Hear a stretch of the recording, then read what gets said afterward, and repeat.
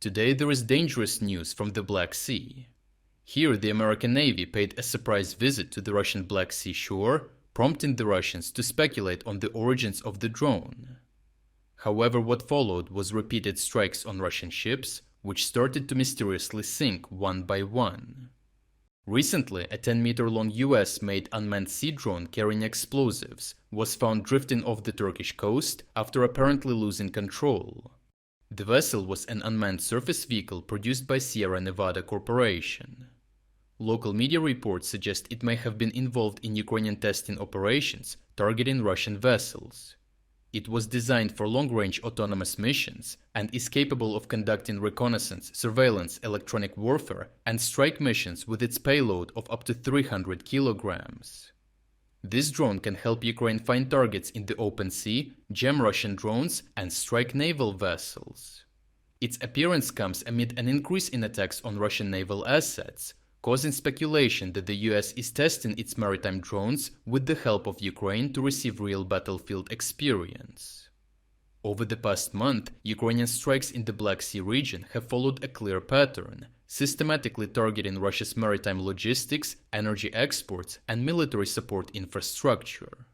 Notably, a cargo ship transporting Ukrainian wheat sank in the Sea of Azov after it was hit, while in Taganrog, a foreign-flagged dry cargo vessel was damaged. Additionally, a sanctioned Russian Shadow Fleet tanker was struck by a drone near the Bosphorus while carrying approximately 140,000 tons of oil. These strikes reduced Russia's export revenue, directly putting pressure on its finances. Near Crimea, Ukrainian naval drone operators destroyed a Russian boat, transporting reinforcements and supplies to reduce Russia's manpower. Additionally, Russian forces stationed on a drilling platform were targeted by kamikaze drones. The platform was used as an observation and electronic warfare site equipped with UAV repeaters, radar, and air defense systems. This strike aimed to make holes in Russia's air defense and reduce the range of its drones in the area. Taken together, the pattern indicates a coordinated campaign aimed at constraining Russia's economic lifelines and eroding its military effectiveness across the Black Sea, rather than a series of isolated incidents. Under the Montreux Convention regarding the regime of the Straits, Turkey has the authority to restrict or block the passage of warships through the Bosphorus and Dardanelles during times of conflict, effectively limiting Russian naval movements into and out of the Black Sea. However, the agreement doesn't prohibit civilian maritime traffic, so commercial vessels, including those carrying oil and grain, can continue transiting the straits.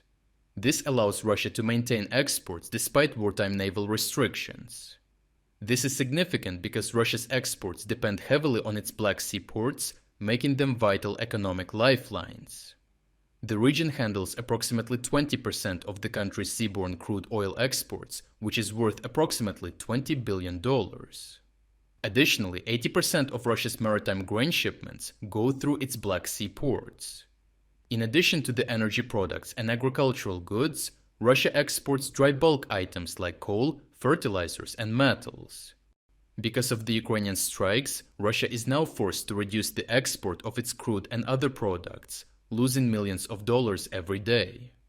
Naval drone strikes are disrupting port access, insurance coverage, routing, and overall throughput, effectively constraining export flows and straining contracts with shipping companies.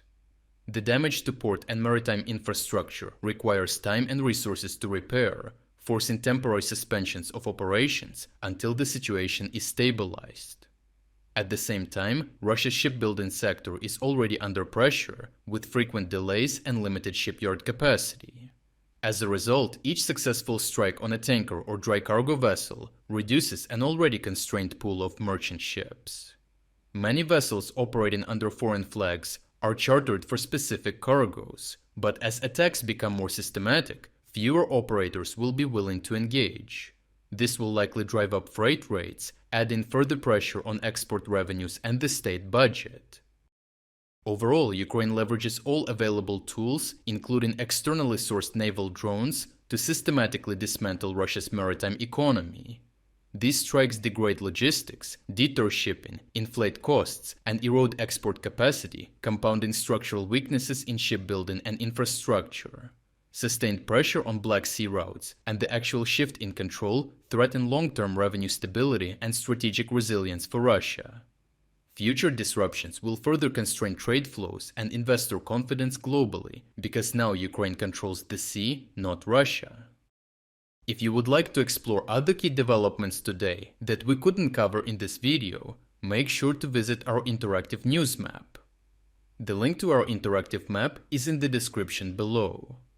Thank you for watching this update, and a special thanks to everyone already following our interactive map.